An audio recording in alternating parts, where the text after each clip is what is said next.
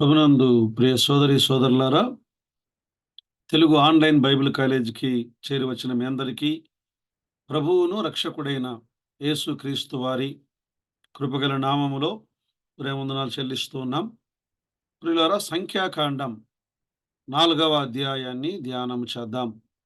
సంఖ్యాకాండం 4వ అధ్యాయం మొదటి 3 వచనాలు. యెహోవా మోషే అహరోనులకు ఇలాగు సెలవిచ్చెను. నీవు లేవీయులలో కహాతీయులను వారి వారి వంశముల చొప్పునను వారి వారి పితరుల కుటుంబముల చొప్పునను 30 ఏండ్లు మొదలుకొని 50 ఏండ్ల వరకు ప్రాయము కలిగి ప్రత్యక్షపు గుడారములో పనిచేయుటకు సేనగా చేరగల వారందరి సంఖ్యను వ్రాయించుము. ప్రియులారా, మనము ఈ సంఖ్యాకాండ గ్రంథాన్ని చదువుతూ ఉండగా మొదటి అధ్యాయములో ఇశ్రాయేలీయుల సంఖ్య కదా, 2వ అధ్యాయం వారి యొక్క క్రమం, గోత్రకర్తల యొక్క సంఖ్య, ఆ తరువాత యాజకులు వారి సంఖ్య, ప్రజలు వారి సంఖ్య కదా, సంఖ్య సంఖ్య 4వ అధ్యాయములో కూడా సంఖ్యను వ్రాయించుము అనే మాట. ఈ 4వ అధ్యాయానికి ఒక పేరు, శీర్షిక మనం పెట్టుకోగలిగితే లేవీయులు మోయవలసిన భారములు. లేవీయులు మోయవలసిన భారములు అనగా కహాతీయులు, గెర్షోనీయులు, మెరారీయులు. ఈ 3 గుర్తుంచుకోవాలి.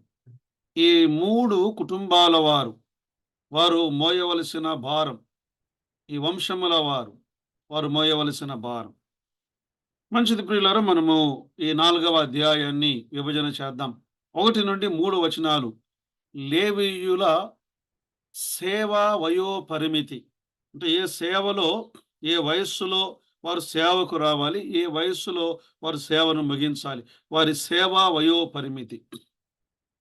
4 నుండి 20 వచనాలు కహాతీయులు మోయవలసినవి. 4 నుండి 20 వరకు కహాతీయులు మోయవలసినవి.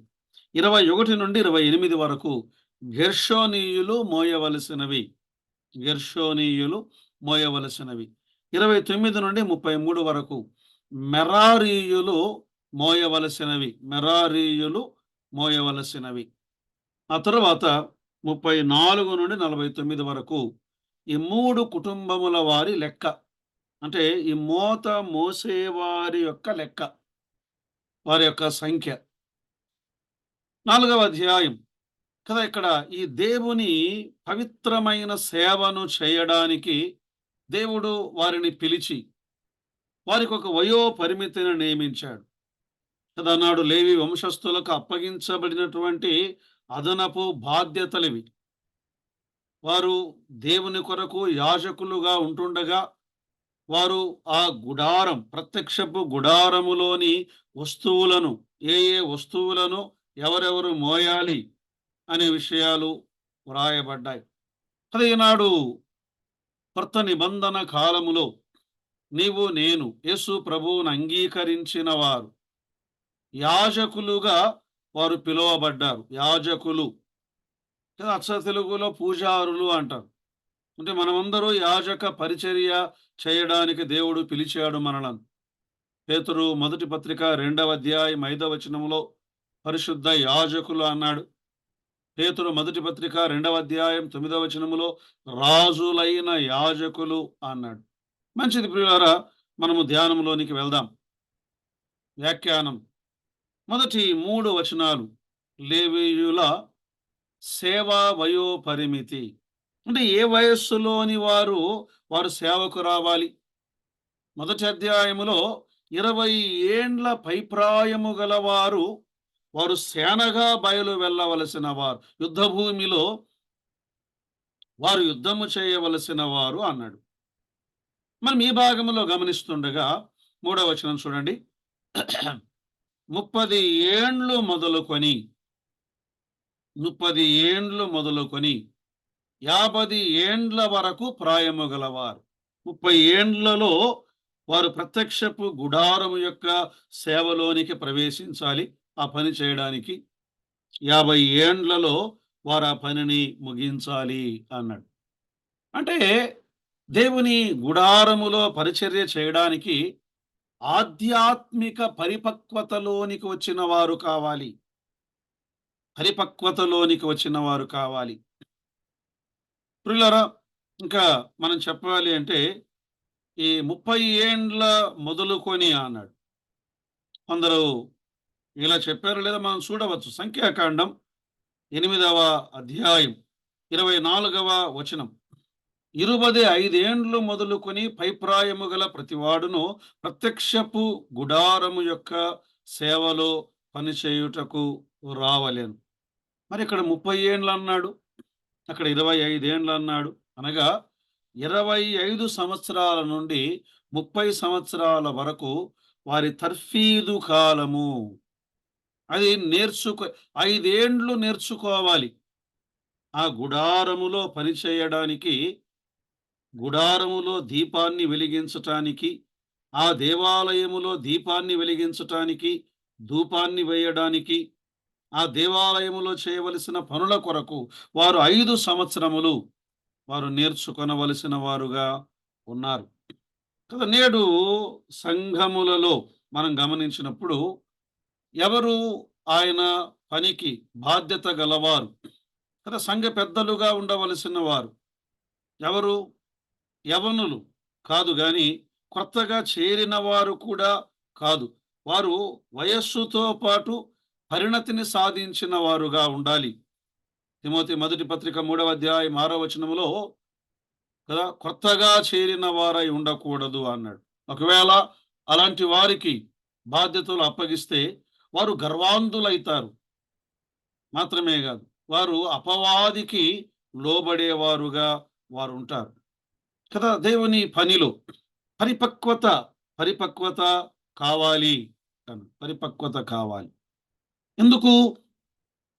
పరిపక్వత లేనివారు వారు పసిపిల్లల వలె అలల చేత ఎగరగొట్టబడిన వారి వలె కల్పింపబడిన ప్రతి ఉపదేశమునకు అటు ఇటు కొట్టుకొని పోయేవారుగా ఉంటారు అని ఎఫెసీ పత్రిక 4:14లో పౌలు చెప్పాడు.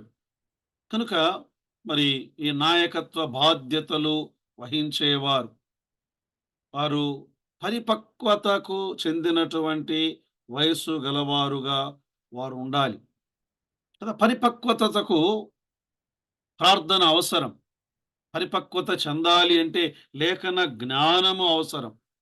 పరిపక్వత చెందాలి అంటే దైవ ప్రేమ అవసరం కదా. పరిపక్వత అందుకే పౌలు కొరింథీయులకు రాసిన మొదటి పత్రిక 13వ అధ్యాయం 2వ వచనము నుండి 3వ వచనం వరకు మనం చదివితే, నేను ప్రవచన వరము కలిగిన వాడయునను, మర్మములన్నీ తెలిసిన వాడనైనను, పర్వతములను పెకిలించగల విశ్వాసము గలవాడనైనను ప్రేమ లేని వాడనైతే వ్యర్థుడను అన్నాడు. పేదల కొరకు నా శరీరమును కాల్చటానికి ఇచ్చిన ప్రేమ లేని వాడనైతే నేను వ్యర్థుడను.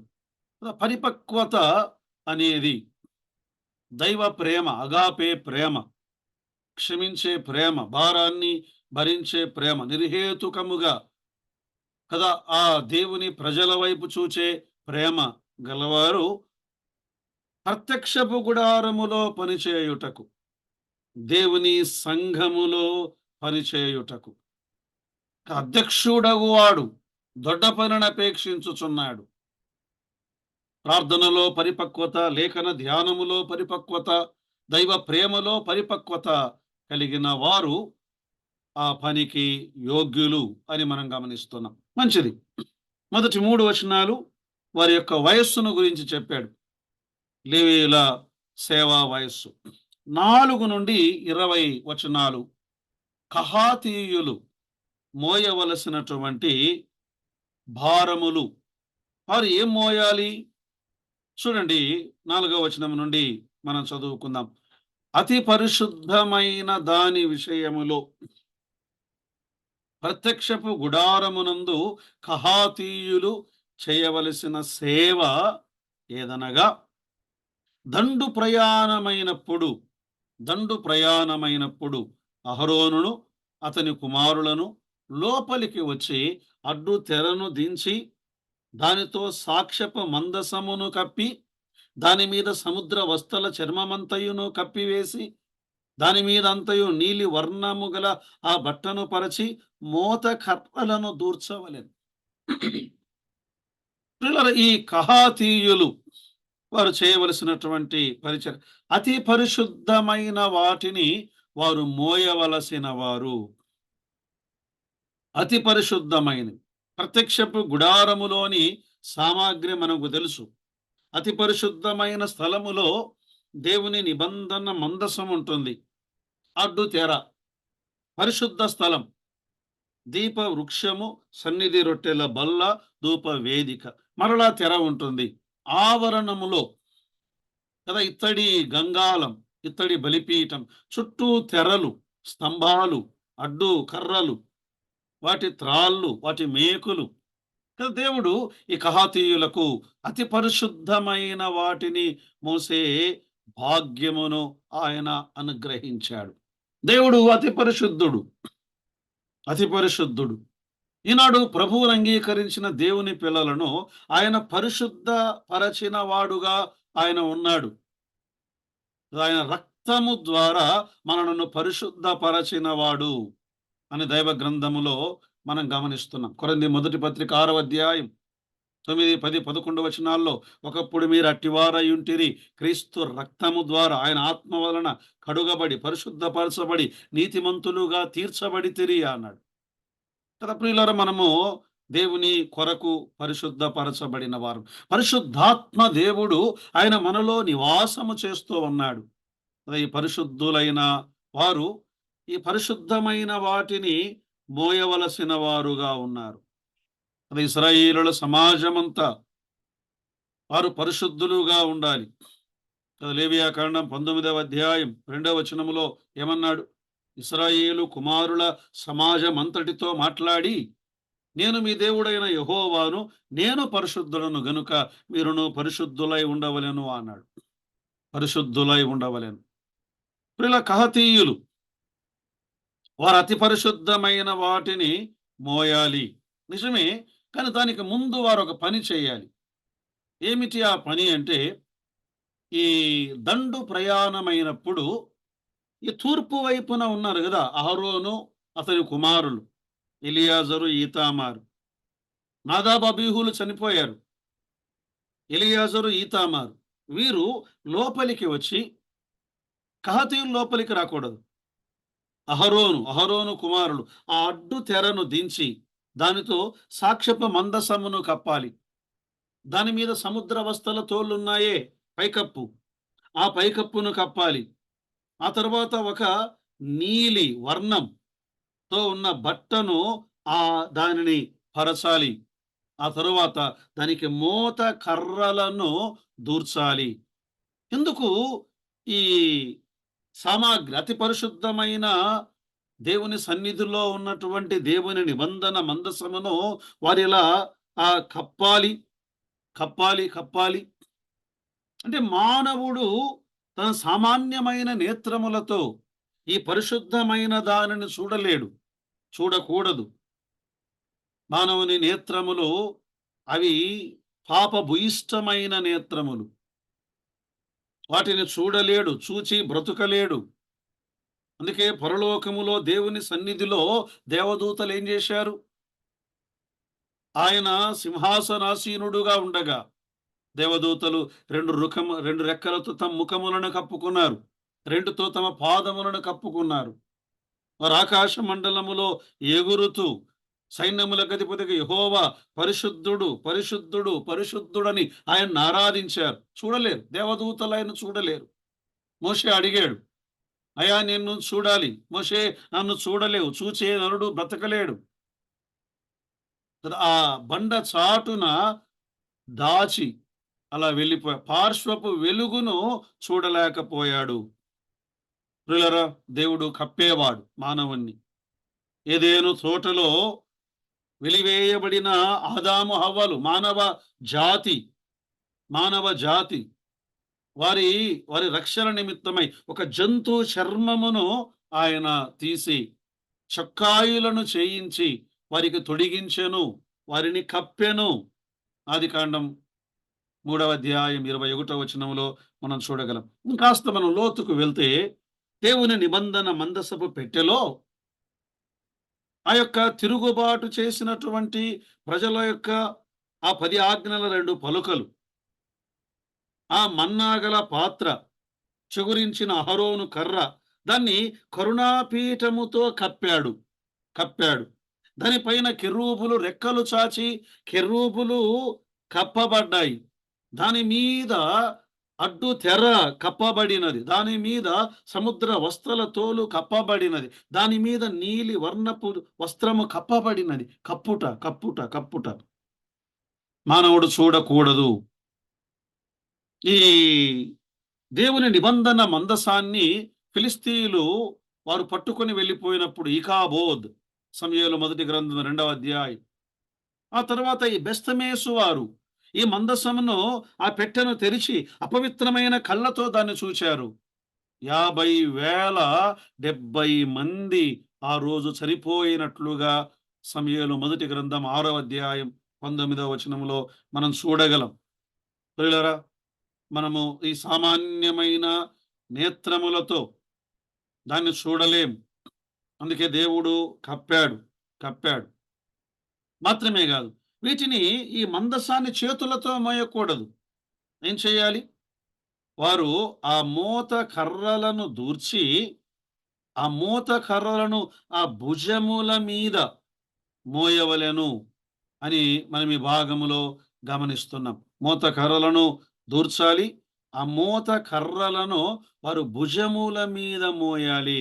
మోత కర్రలు, చేతులతో దాన్ని పట్టుకొనకూడదు, తాకకూడదు. ఎందుకు? మన కళ్ళు అపవిత్రమైనవి, మన చేతులు అపవిత్రమైనవి. యెషయా గ్రంథం 6వ అధ్యాయంలో యెషయా ఏమన్నాడు? అయ్యో, నేను అపవిత్రమైన పెదవులు గలవాడను, అపవిత్రమైన పెదవులు గల ప్రజల మధ్య నేను నివసించువాడను. అపవిత్రమైన చేతులు. ఆ మందసాన్ని మన చేతులతో మనము తాకకూడదు. ఆ మందసాన్ని భుజముల మీద మాత్రమే మోయాలి. భుజముల మీద మాత్రమే వారు మోయాలి. ఆ మోత కర్రలు అనే మాట 10వ వచనములో దాని ఉపకరణములు అన్నిటిని సముద్ర వస్తల చర్మమును కప్పిపెట్టి దండె మీద ఉంచవలెను. కదా, మోత కర్రలు దూర్చవలెను. మోత కర్రలు. పిల్లరా, మనం ఎరుగుదాం, దావీదు మొదటిసారి దేవుని నిబంధన మందసాన్ని ఆ కొత్త బండి మీద, కొత్త ఎడ్లను కట్టి దాన్ని తీసుకుని వస్తున్నాడు దావీదు పురానికి. ఎడ్లు వర్ణాను కళ్ళము దగ్గర కాలు జారినప్పుడు ఉజ్జా చేయి చాచి మందసాన్ని పట్టుకున్నాడు.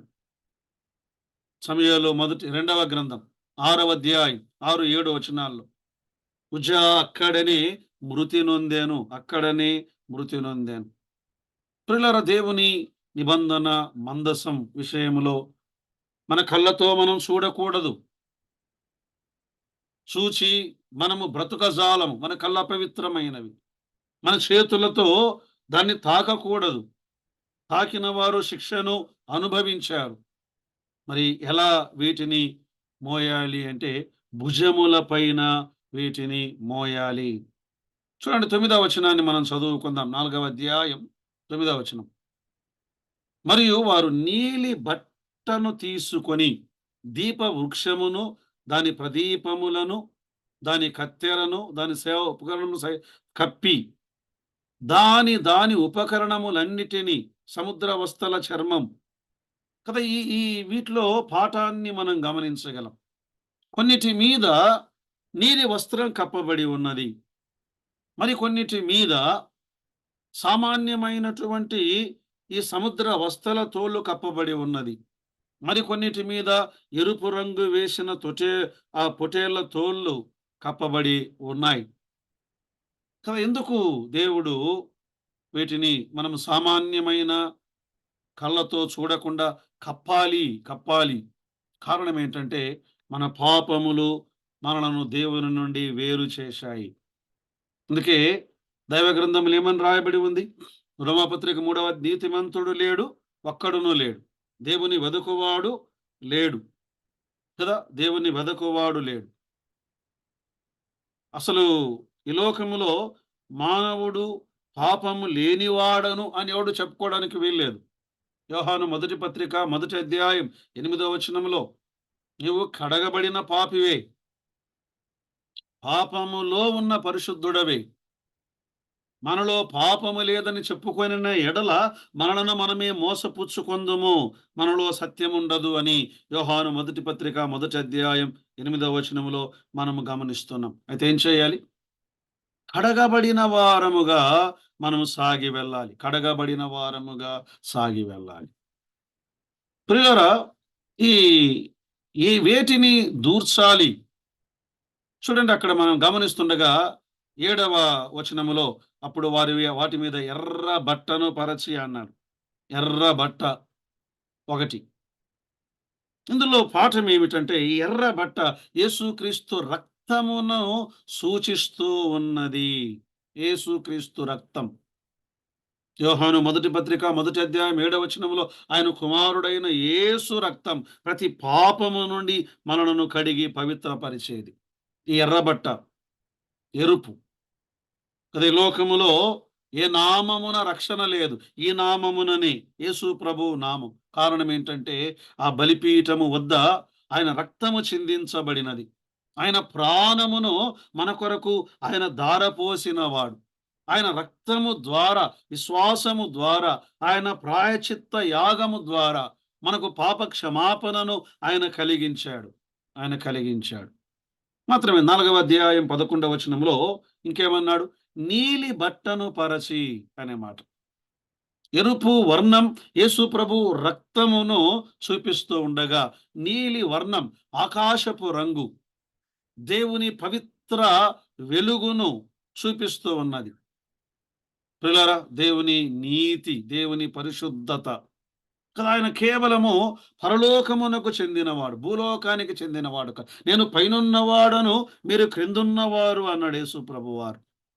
ఆయన ఆకాశమందున్న దేవుడు ఆయన. ఆకాశమందున్న దేవుడు. ఆయనే మొదటివాడు, ఆయనే కడపటివాడు.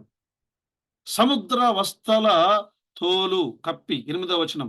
దాని మీద సముద్ర వస్తల చర్మము కప్పి సామాన్యమైనటువంటి ఒక మానవ జీవితాన్ని చూపిస్తున్నటువంటి సంగతి. వీటిలో మనం ఆలోచన చేద్దాం. ఒక్కొక్క ఉపకరణము మీద ఒక్కొక్క వస్తువును కప్పుట. ఒక్కొక్క ఉపకరణము మీద ఒక్కొక్క వస్తువును కప్పుట. అందులో ఆత్మీయమైన పాఠాలను మనం ఆలోచన చేయగలం. అయితే ఈ కహాతీయులు ఏం చేయాలి? చూడండి 16వ వచనములో యాజకుడు అహరోను కుమారుడైన ఎలియాజరు పై విచారణలోకి వచ్చునవి అన్నాడు. కదా! ఈ ఎలియాజరు క్రింద వీరుండాలి. ఎలియాజరు చేతి క్రింద ఆయన విచారణలోనికి ఇవన్నీ తీసుకొని రావాలి అనే మాటను గమనిస్తున్నాం. ఆయన విచారణలోనికి వీటిని తీసుకొని రావాలి. తర్వాత 18వ వచనం. మీరు కహాతీయుల గోత్ర కుటుంబములను లేవీయులలో నుండి ప్రత్యేకింపకుడి. వారు అతి పరిశుద్ధమైన దానిని సమీపించునప్పుడు వారు చావక బ్రతికియున్నట్లు మీరు వారిని గూర్చి చేయవలసినదేమనగా అహరోను అతని కుమారుడు లోపలికి వచ్చి ప్రతి వానికి వాని వాని పనిని వాని వాని బరువును నియమింపవలెను. కదా! ఈ కహాతీయులు ఆ రెప్పపాటున కూడా వారు లోపలికి రాకూడదు అన్నాడు. వారు లోపలికి రాకూడదు. మరేం చేయాలి? వీరు వారికి పనిని నియమించాలి. ఇది నీ పని. ఇది నీ పని. ఇది నీ పనిని పంచుకొనుట. వీరు తమకై తాము నిర్ణయించుకొనకూడదు. అందుకే సంఘములో బాధ్యత గల సేవకులు, పెద్దలు ఎవరి పనిని వారికి నియమించుట అనేది. వారికై వారు ఆ పనిని స్వీకరించటానికి వీల్లేదు. సరే, మనం ముందుకు వెళ్ళిపోదాం. కహాతీయులు మోయవలసినవి మనము గమనించాం. ఆ తర్వాత 21 నుండి 28 వరకు, 21 నుండి 28 వరకు గెర్షోనీయులు మోయవలసినవి లేదా గెర్షోనీయుల పని. చూడండి 21 నుండి. చదువుకుందాం. మరియు యెహోవా మోషేకు ఇలాగు సెలవిచ్చెను. గెర్షోనీయులను వారి వారి పితరుల కుటుంబముల చొప్పునను వారి వారి వంశముల లెక్కించి సంఖ్యను వ్రాయించుము. 30 ఏండ్లు మొదలుకొని పై ప్రాయము గలవారు 50 ఏండ్ల వయస్సు కలిగి సేవ చేయుటకు లెక్కింపవలెను. పనిచేయుటయు మోత మోయుటయు గెర్షోనీయుల పని. వారు మందిరము యొక్క తెరలను ప్రత్యక్షపు గుడారమును దాని కప్పును దాని పైనున్న సముద్ర వస్తల చర్మమును పైకప్పును ద్వారపు తెరను ప్రాకారపు తెరను మందిరపు చుట్టూ ఉన్న ప్రాకారపు గవిని తెరలను త్రాళ్లను వాటి సేవా సంబంధమైన ఉపకరణములన్నిటినీ యావత్తును మోయుచు పని చేయవలెను. మోయుచు పని చేయవలెను. కదా, వీరికి అప్పగించబడినటువంటి పని. తెరలు తెరలు తెరలు తెరలు తెరలు అన్నాడు. తెరలు తెరలు తెరలు. ఇది గెర్షోనీయులు ప్రత్యక్షపు గుడారము దగ్గర ఉన్న సన్న నార బట్టతో చేయబడినటువంటి తెరలు ఎక్కువగా కనబడుతున్నాయి. నీలి ధూమ్ర రక్తవర్ణముతో పేనిన సన్ననార చుట్టూ ఆవరణానికి సన్ననార సన్ననార వస్త్రములు. సన్ననార పరిశుద్ధతను చూపుతున్నది. సన్ననార నీతిని చూపిస్తూ ఉన్నది కదా. వీటిని వీరు మోయాలి అన్నాడు. సన్ననార మోసే పని వీరికి అప్పగించబడినది కదా. ఈ ఈ పై భాగములో ఉన్న సముద్ర వస్తల తోళ్ళు అన్నాడు. జంతు చర్మముతో చేయబడిన తోళ్ళు ఈ ప్రత్యక్షపు గుడారముల యొక్క భాగములు. ప్రియులారా, ఈ సన్ననార అనగానే నీతిని చూపిస్తున్నది. దేవుని నీతిని వీరు మోయువారుగా ఉన్నారు. దేవుని నీతి. వాస్తవానికి మనం ఎవరు నీతిమంతులము కాము. మనం ఎవరు నీతిమంతులము కాము. రోమాపత్రిక 3వ అధ్యాయం 11 నుండి చూశాం. నీతిమంతుడు లేడు, ఒక్కడును లేడు. మరి ఒకవేళ మానవునికి ఏదైనా నీతి ఉంది అంటే ఆ స్వనీతి దేవుని ఎదుట మురికి గుడ్డల వంటివి అని యెషయా గ్రంథం 64వ అధ్యాయం 6వ వచనంలో చూస్తున్నాం. అయితే ప్రియులారా, మనం ఎలా నీతిమంతులమయ్యాము? మనం ఎలా నీతిమంతులమయ్యాము? కొరింథీ 2వ పత్రిక 5:21లో మనము ఆయన యందు దేవుని నీతి అగునట్లు పాపమెరుగని ఆయనను దేవుడు పాపముగా చేశాడు. యేసుక్రీస్తు ప్రభువు ద్వారా మనము నీతిమంతులమయ్యాము. ఆయనను అంగీకరించుట ద్వారా, ఆయన రక్తమును కడుగుట ద్వారా. ప్రకటన గ్రంథం 19వ అధ్యాయం 8వ వచనములో ఆ పెండ్లి కుమార్తె ధరించుటకు సన్న నార వస్త్రములు ఇవ్వబడినవి. అవి ఆమె నీతి క్రియలు అని చెప్పబడ్డాయి. కానీ ఈ నీతిని మనము మోసుకొని వెళ్ళాలి. ఈ నీతిని మోసుకొని వెళ్ళాలి. దేవుని కొరకు మనం చేసే పనుల మీద కదా, వాటి మీద మనం ఏం చేయాలి? దృష్టి ఉంచాలి కదా. ఈ లోకములో చాలాసార్లు మన కొరకు చేయకూడదు. మన నీతిని కనబరుచుకొనుటకు కాదు, కానీ దేవుని నీతిని బయలుపరచుటకు మనం ఈ కార్యములను చేయవలసిన వారముగా మనం ఉన్నాం ప్రియులారా.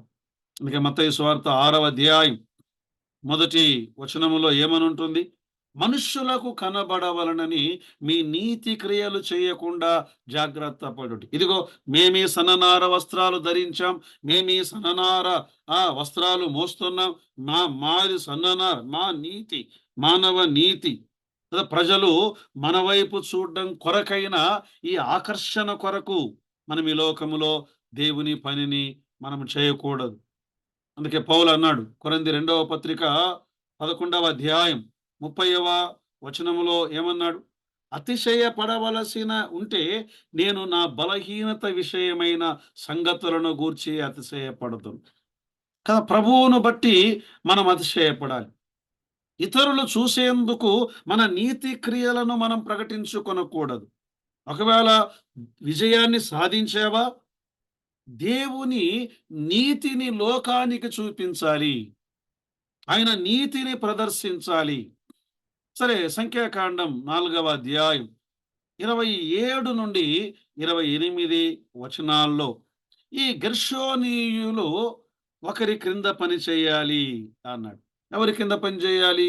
27 నుండి గెర్షోనీయుల పని అంతయు తాము మోయవలసిన వాటన్నిటినీ చేయవలసినవి కదా. ఇక్కడ అహరోను యొక్కయు అతని కుమారుల యొక్కయు నోటి మాట చొప్పున జరిగింపవలెను. 28 ప్రత్యక్షపు గుడారములో గెర్షోనీయుల యొక్క పని ఇది. వారు ఈతామారు చేతి క్రింద ఉండవలెను. కహాతీయులు వారేమో ఎలియాజరు చేతి క్రింద ఉండవలెను. ఈ గెర్షోనీయులు ఏమో ఈతామారు చేతి క్రింద ఉండవలెను కదా. ఒకరి చేతి క్రింద ఉండుట, ఒక నాయకత్వమునకు అప్పగించుకొనుట. ముందు మనమందరము దేవుని నాయకత్వం క్రింద అప్పగించుకోవాలి. మనమందరం పనివారు. పరిచర్యలు నానా విధములుగా ఉన్నాయి, ప్రభు ఒక్కడే అన్నాడు కొరింథీ మొదటి పత్రిక 12:5. మనం ప్రభువులము కాదు, మనం ప్రభువులం కాదు. ప్రభు ఒక్కడే, ప్రభు ఒక్కడే. వీరు ఒకరి నాయకత్వము క్రింద మనం అప్పగించుకొనుట. ఈనాడు విశ్వాసులు దేవుని సంఘములో నియమించబడినటువంటి నాయకులకు లోబడుట. హెబ్రీ పత్రిక 13వ అధ్యాయం 17వ వచనములో పౌలు ఏమన్నాడు? మీ పైన నాయకులుగా ఉన్నవారు లెక్క ఒప్ప చెప్పవలసిన వారి వలె ఉన్నారు. ఆఖరికి వారికి లోబడి ఉండుడి. నాయకులకు లోబడి ఉండడం దేవుని వాక్యములో దేవుడు చూపించిన క్రమం. అలాగే ఈ లోకములో పౌర అధికారులు ఉన్నారు, వారికి మనము లోబడి ఉండడం. రోమాపత్రిక 13వ అధ్యాయం. కుటుంబములో యజమానులు, తల్లిదండ్రులు ఉన్నారు, పిల్లలు, వారికి లోబడి ఉండడం. పరలోకపు తండ్రికి లోబడిన కుమారుడు, కుమారునికి లోబడిన పరిశుద్ధాత్మ దేవుడు. తక్కువని కాదు కానీ ఇదొక దేవుని నియమము, సేవలోక మార్గదర్శకత్వము, దేవుని ఆత్మ నడిపించుట. ప్రియులారా, ఈ లోబడి ఉండుట దేవుని వాక్యము ద్వారా, ఆత్మ ద్వారా తగ్గించుకొనుట. సరే, ఆ తర్వాత చూడండి, మనము మెరారీయుల మోయవలసినవి 29 నుండి 33 వరకు. మెరారీయులు వారు మోయవలసినవి. గెర్షోనీయులు, కహాతీయులేమో అతి పరిశుద్ధమైన స్థలములోనివి మోయాలి. కహాతీయులు. గెర్షోనీయులేమో ఆ యొక్క త్రాళ్ళు, తెరలు మోయాలి. మరి ఇక్కడ మెరారీయులు ఏం మోయాలి? సరే, మనం 29 నుండి మనం చదువుకుంటే 29వ వచనంలో వారి పితరుల కుటుంబములను లెక్కించాలి అన్నాడు. వారి వయస్సు 30లో చెప్పాడు. 31లో ప్రత్యక్షపు గుడారములో వారు చేయు పని అంతటి విషయములోను వారు మందిరపు పలకలను, నిలువు పలకలు, అడ్డు కర్రలు, దాని స్తంభములు, దాని దిమ్మెలు, దాని మేకులు, దాని త్రాళ్ళు, ఉపకరణములన్నిటినీ వారు మోసి కొనవలసిన భారములు వారు మోయవలెను. పిల్లలు, ఈ మోయవలసినటువంటి భారాలను ఈ భాగములో మనము గమనిస్తున్నాం.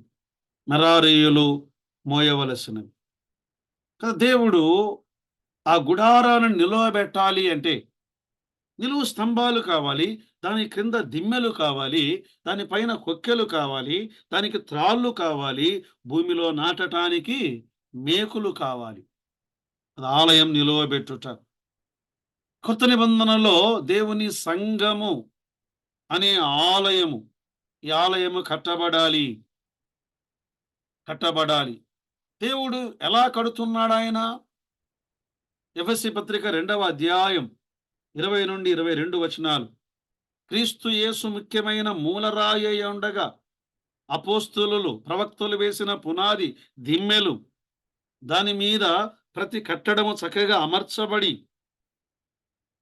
దేవుని నివాసమైన ఆత్మ సంబంధమైన మందిరముగా కట్టబడుచున్నారు. పునాదులున్నాయి, పునాది వరాలున్నాయి, దాని మీద నిలువు స్తంభాలున్నాయి, అడ్డు కర్రలున్నాయి. ఇవన్నీ ఒకదానితో ఒకటి కలిసి ఉండవలసినవి. కట్టబడాలి అంటే రాతి మీద రాయి ఒకదాన్ని ఒకటి భరించాలి కదా. కొందరు మేకుల వలె, కొందరు స్తంభాల వలె, తమ్మును తాము ఆయన పనికి అప్పగించుకొనుట.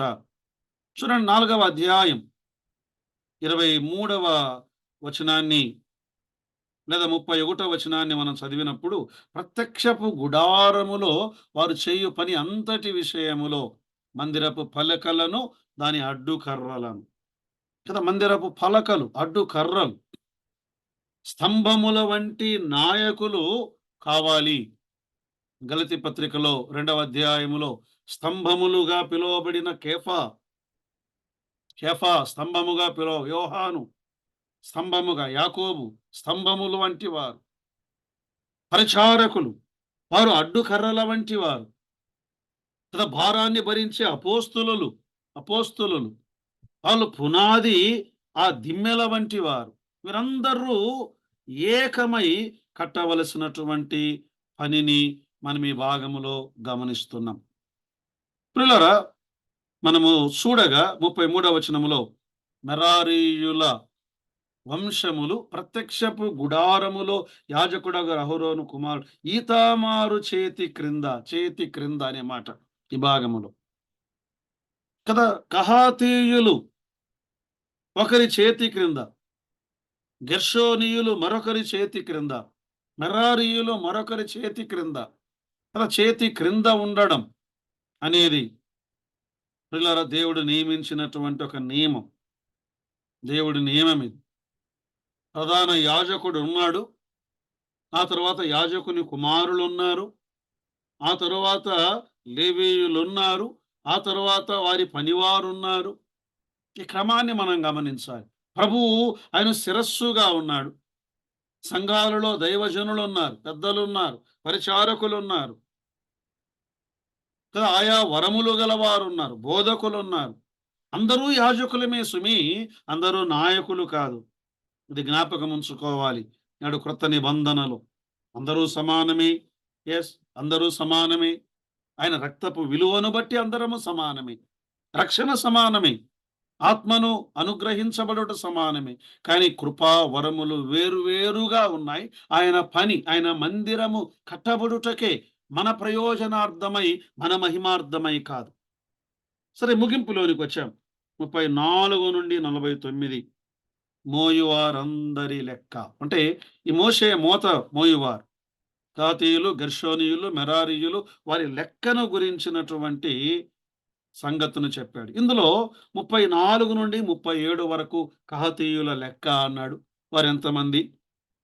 38 నుండి 41 వరకు గెర్షోనీయుల లెక్క. ఆ తర్వాత 42 నుండి 49 వరకు మెరారీయుల లెక్క కదా. వారి లెక్క సేవ చేయడానికి ప్రతి వ్యక్తి లెక్కించబడుట. చూడండి 49వ వచనాన్ని మనం చదువుకుందాం. యెహోవా నోటి మాట చొప్పున మోషే చేత వారు లెక్కింపబడిరి. ప్రతి వాడు తన సేవను బట్టియు తన మోతను బట్టియు యెహోవా మోషేకు ఆజ్ఞాపించినట్లు వారు అతని వలన లెక్కింపబడిరి కదా. దేవుని కొరకు సేవ చేయువారు, వారి సేవ కొరకు, వారు మోత మోయుట కొరకు వారి యొక్క పాత్ర ఏమిటో వారు గ్రహించారు. నేను మోయవలసినవి ఇవి అంటే, కహాతీయులు మోయవలసిన వాటిలోనికి గెర్షోనీయులు జొరబడకూడదు. గెర్షోనీయులు మోయవలసిన వాటి మీద కహాతీయులు జొరబడకూడదు. నీకు అప్పగించబడిన బాధ్యతను నీవు గుర్తించాలి. నీకు అప్పగించబడిన వరమును నీవు గుర్తించాలి కదా. పౌలు తేటగా చెప్పాడు తిమోతికి. ఆయన చెబుతూ, తిమోతి, నీకు అప్పగించబడిన కృపా వరమును నీవు గుర్తించు అన్నాడు. తిమోతికి రాసిన 2వ పత్రిక మనము గమనిస్తూ ఉండగా, 2వ పత్రిక 1వ అధ్యాయం 6వ వచనములో, ఆ హేతువు చేత నా హస్త నిక్షేపణ వలన నీకు కలిగిన దేవుని కృపావరము ప్రజ్వలింపచేయము. తిమోతికి అప్పగించబడినటువంటి దేవుని కృపావరము అన్నాడు. దేవుని కృపావరం ఏమిటిది? వాక్యమును ప్రకటించుము అన్నాడా. 4వ అధ్యాయం 2వ వచనంలో వాక్యమును ప్రకటించుము కదా! ఉపదేశించుటకు, గద్దించుటకు, బుద్ధి చెప్పుటకు ఈ వాక్యం అది ప్రయోజనకరమైనది. ఎవరికి అప్పగించబడిన బాధ్యత వారిది. పేతురు మొదటి పత్రిక 4:11 ఏమన్నాడు? ఒకడు బోధించిన యెడల దేవోక్తుడు బోధించినట్లుగా బోధించవలెను. ఒకడు ఉపచారము చేసిన యెడల దేవుడు అనుగ్రహించిన సామర్థ్యము కొలది ఉపచారము వారి వారి కృపా వరములను వారి కృపా వరములను దేవుని ప్రయోజనార్థమై, సంఘ ప్రయోజనార్థమై వారు వాటిని వాడాలి. ఒకరోజు ప్రభువు వస్తాడు. ఆయన ఎవరికి అప్పగించబడిన పనిని గూర్చిన లెక్కను ఆయన అడిగేవాడు. ఒకడు 1 తలాంతు, ఒకడు 2 తలాంతులు, ఒకడికి 5 తలాంతులు. దేవుడు లెక్క అడిగినప్పుడు ఆయనేమంటాడు? భలా నమ్మకమైన మంచి దాసుడా, ఈ కొంచెములో నమ్మకముగా ఉంటివి.